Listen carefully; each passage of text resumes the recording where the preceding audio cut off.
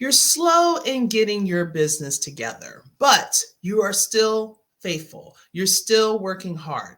And then you get a referral from another tutor, which is great. You like that person. Things seem to connect between you and that person. And then you sit down to talk to the client that they referred you to, and it just seems like a complete disconnect. They're really not your ideal client, or even a client that you actually want to spend a lot of time with. And then sometimes you may think like, does this other person actually know me? Like, do they actually like really think that I'm just going to handle whatever that they give me? And then you start thinking some other ways. Does that sound familiar to you? I'm talking about tutor referrals. And I know that we're as tutors, we're very caring people. We want the best of the best, and we want everyone to win. But there's going to be times where we have to really stop and think of like, how are we doing those tutor referrals? And this concept came up this past weekend at my Collab Workday, where someone was like having some problems with getting clients, but they were getting leads, but most of the leads came from other tutors. And so there was like a slight disconnect of like why she wasn't really getting those clients, because after that they met, it just seemed like there was like some kind of air of disconnect that was flowing around. So what I'm going to talk about today on Ask Audrey is how we can do a better job of doing tutor referrals. If you're here watching it live, go ahead and hit hashtag live. If you're watching the replay, hit hashtag replay because it helps with the algorithm. All right. So if you don't know who I am, I'm Audrey Codner, and I am the owner of ACG Math Tutoring, and I am your precious little host of Ask Audrey, where I take questions and situations in education and I present it here for you for all this closer discussions. So now back to our topic. We usually, as tutors, we refer like one of two ways. Either we get a call from someone, then we realize that, you know what, I'm either really booked or I just feel that, they don't really connect with me, my pricing, or maybe we just don't connect personally. Maybe it would be best if that person went to another tutor. So we either pass the client's information on to another tutor that they know, or we give the parents the other tutor's contact information so they can contact them directly. Either way, I always feel that there is a certain disconnect when that happens.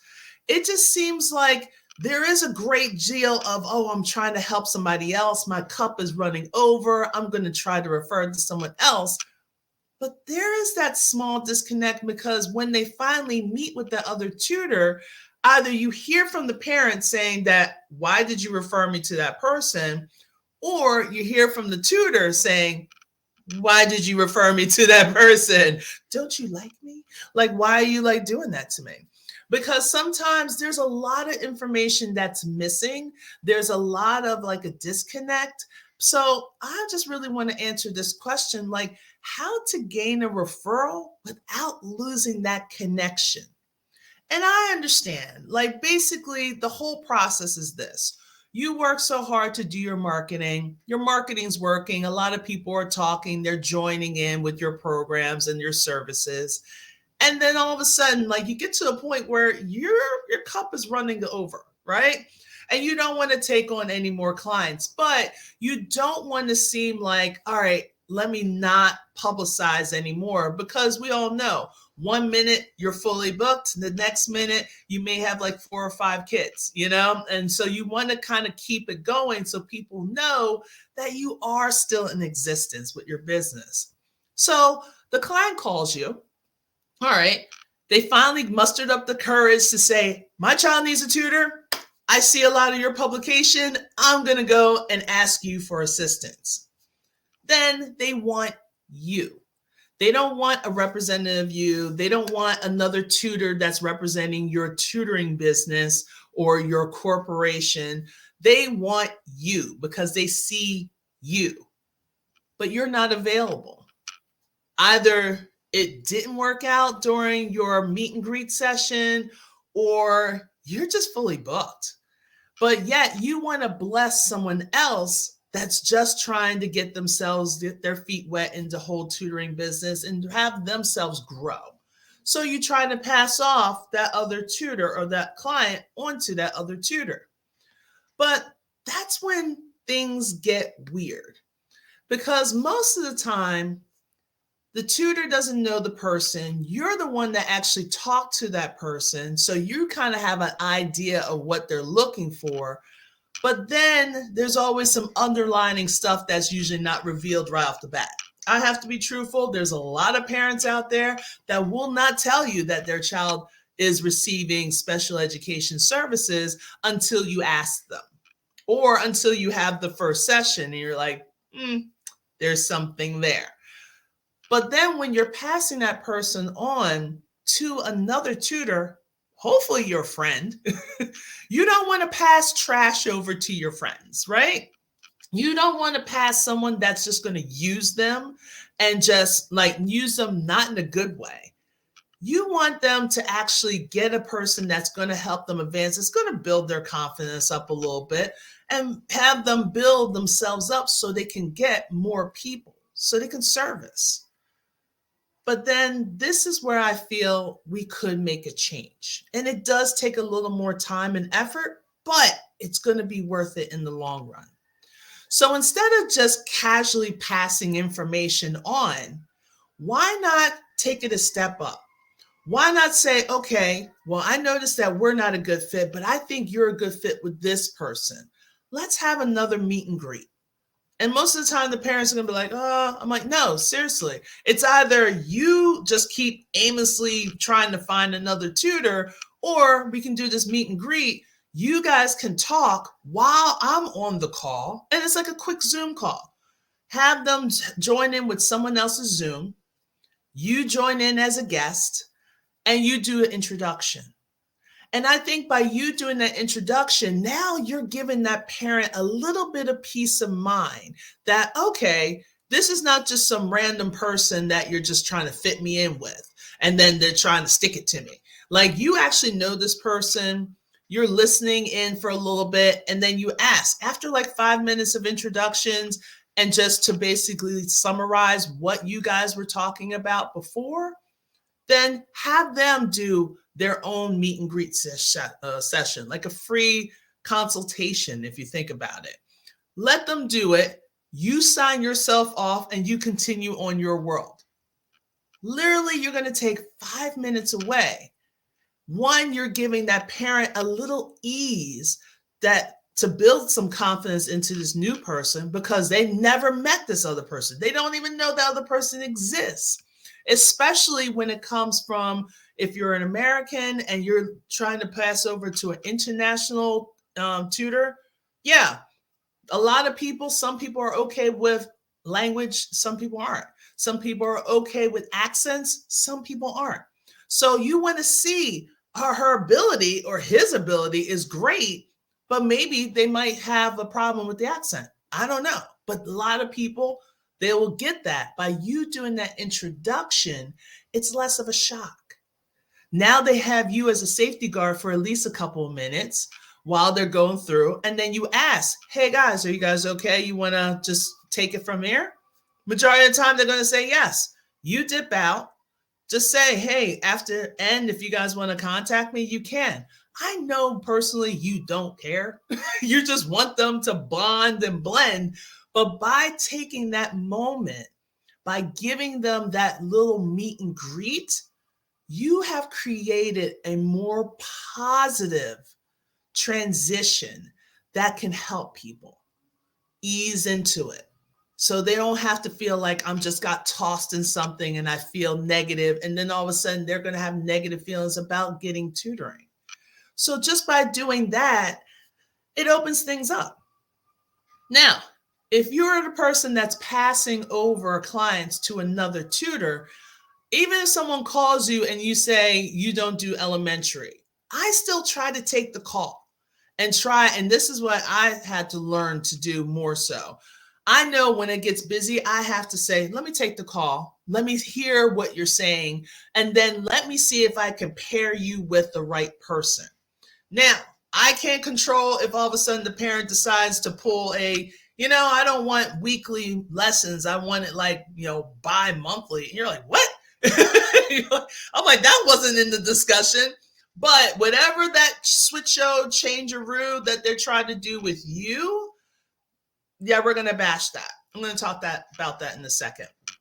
So when you're doing this, if you're the person that's passing someone off, please do not pass off your unwanted clients without any warning. Don't do that. And there's a lot of tutors that do that. And I had a couple, I'll tell my story. Now, one day I got a referral from from another tutor, and it was working out pretty well. Then all of a sudden, we met, we're going to do a meet and greet, got on a Zoom call, perfectly fine.